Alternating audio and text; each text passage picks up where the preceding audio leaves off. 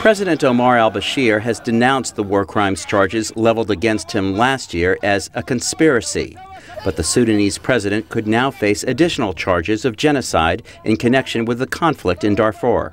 On Wednesday, an appeals panel in The Hague said last year's ICC ruling against genocide charges applied too high a standard of proof. The decision on the prosecution's application for a warrant of arrest against Omar Hassan Ahmad al-Bashir is reversed.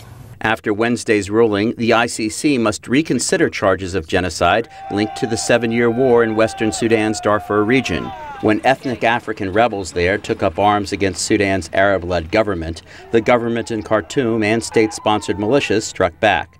The United Nations says the fighting has killed up to 300,000 people and displaced 2.5 million others. Since the ICC charged him with masterminding a campaign of rape and murder in Darfur, Mr. Bashir has defied the arrest warrant, traveling to friendly countries. Andrew Solomon, an international law expert at the Brookings Institution, says countries friendly to Sudan are not likely to turn over Mr. Bashir. Until it begins to hurt, I doubt anyone will really throw him overboard. But Solomon says Darfur survivors can influence the legal process. One of the novelties of the ICC is that it does provide mechanisms and venues for victims of crimes, of mass atrocities, to participate in proceedings. And I think that those in Sudan have taken advantage of this.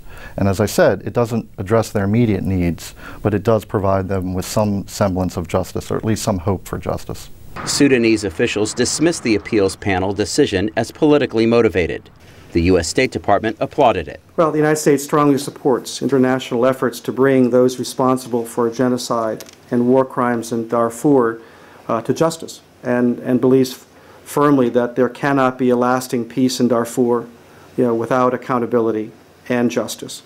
The arrest warrant issued for Mr. Bashir is the ICC's first against a sitting head of state. Robert Raffaele, VOA News.